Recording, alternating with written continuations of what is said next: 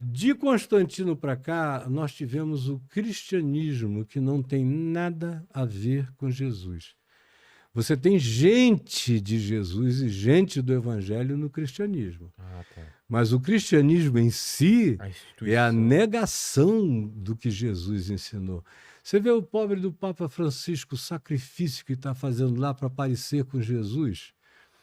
Até para tirar um anel pomposo, o cara tem dificuldade, É da tradição, né? tradição. Ele está ali fazendo das tripas coração para ver se diminui o gap entre a Cúria, o Vaticano e a instituição católica e o Jesus do Evangelho.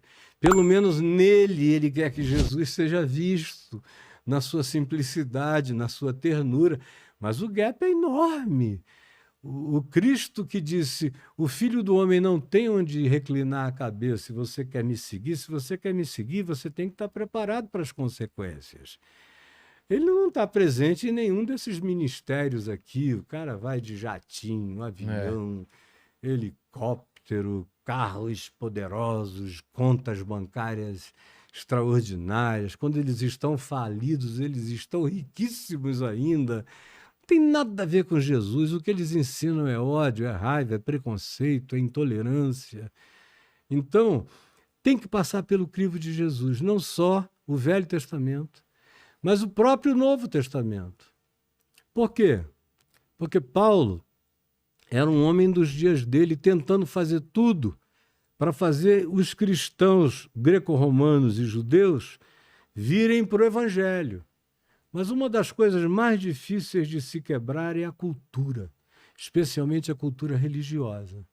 Então, por exemplo, eles viviam num mundo de escravos, de donos de escravos, de mulheres objeto, que tinham que ser seres subservientes, homens completamente truculentos, maltratadores de esposas e proliferadores de mulheres e de casa, onde todo mundo estava a serviço, concubinas e tudo mais, filhos assim que tinham vínculo genético, mas não afetivo na maioria das vezes.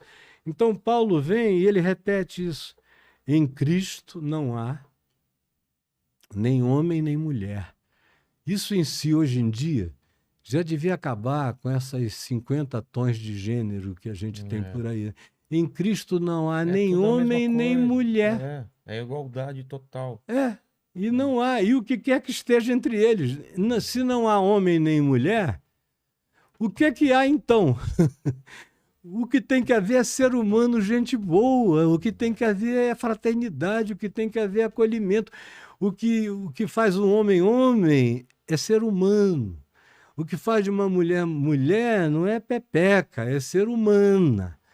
E é isso que faz da gente quem a gente pode se tornar, embora muitos de nós não sejamos ainda.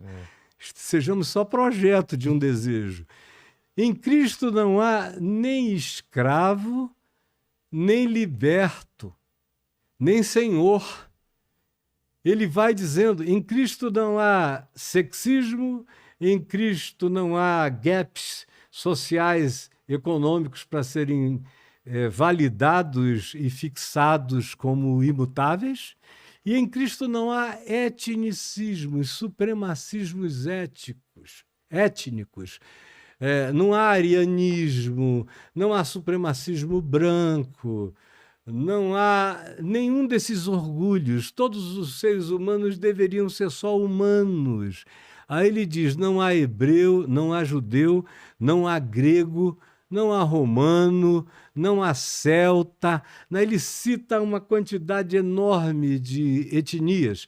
Sem Cristo não existe nada disso. Ele é o Cristo universal e de todos os seres humanos, de quem quer que creia.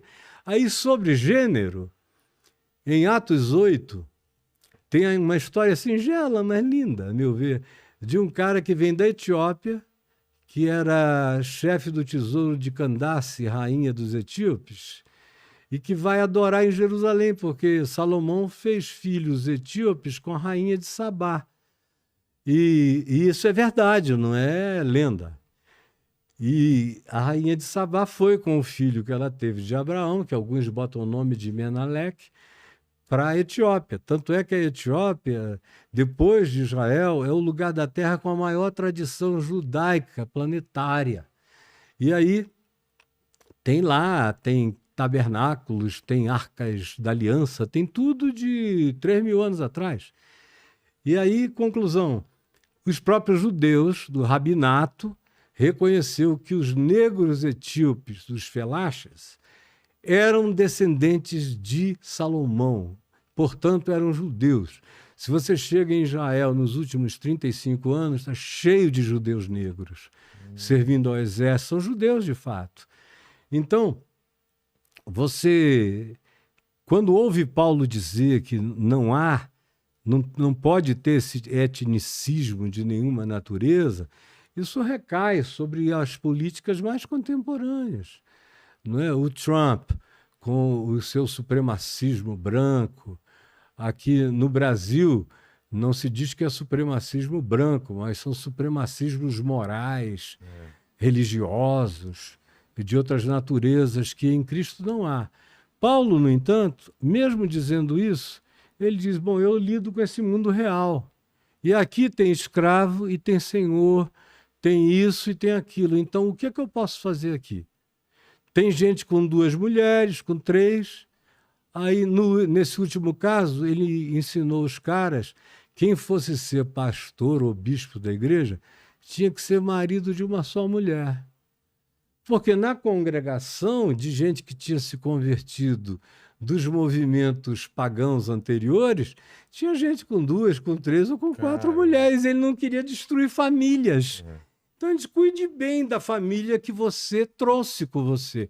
Agora, nós estamos apresentando um novo modelo familiar e o bispo é a referência.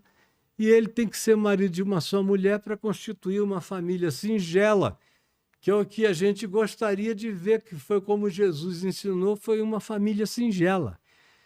Pode ser de homem com mulher, ou pode ser... Jesus mesmo acabou com a história do DNA na família. Não lembra quando Maria, lá em Marcos 3, ouviu dizer que Jesus estava curando todo mundo na região da Judéia e os irmãos malucos com ele? Aí ela disse, vamos prender esse menino. Está lá em Marcos 3, o pessoal que não quer ler. Vamos prendê-lo. Aí saiu Maria com os irmãos de Jesus, corda, tudo mais. Chegaram, estava Jesus dentro de uma casa com uma multidão do lado de fora e um povo dentro. Aí vem alguém lá e disse assim a ele, tua mãe está aí. Tua mãe e teus irmãos estão aí te chamando lá fora. E já com aquele tom, né? Cuidado, cara. Aí ele falou, o quê? Aí o sujeito disse, tua mãe e teus irmãos. Ele disse, minha mãe e meus irmãos? Meus irmãos são esses e minha Olha mãe. aqui, ele diz, e o texto de Marcos dizia, olhando ao redor, em cada um disse, eis aqui minha mãe, minha irmã, meus irmãos, porque minha mãe e meus irmãos são todos aqueles que fazem a vontade de Deus e a praticam. Caramba. Na cruz, quando ele está morrendo, só tinha um discípulo ali perto, que era João, o mais novinho. E Maria, com algumas outras mulheres. Mulher sempre encara muito mais a pesada, né? Exatamente. Na hora que do aperta, são do as mulheres. parto da cruz, a mulher que fica. E João estava ali, meio do ladinho de Maria. Aí Jesus, de cima, assim, quase sem conseguir falar, falou para Maria, eis aí o teu filho. E olhou para João e diz, eis aí a tua mãe. E o texto de João diz que daquele dia em diante João a tomou como mãe e a levou para sua casa. Caramba. E a tradição diz que eles estão sepultados, Maria está sepultada lá entre Éfeso e Mileto, na Turquia. Esse é, obviamente, a sepultura é uma tradição, mas a história é fática. Caramba. De que João... e ela tinha um monte de filhos e filhas. Então, Jesus quebrou o dogma da paternidade por DNA. A gente é pai e mãe de quem a gente ama e de quem ama a gente. Então, acaba essa história de que, hoje em dia, com engenharia genética, acabou a história do esperma e do óvulo você faz in vitro, você faz do jeito que você quiser e daqui a mais 10 anos você vai fazer com sangue, você vai fazer com qualquer coisa. Já não será mais o gênero físico, orgânico, que vai determinar a possibilidade de que surjam famílias de outro tipo e de outro modo. E quem não estiver preparado para viver no mundo nessa natureza vai virar evangélico troglodita, como a gente está vendo agora.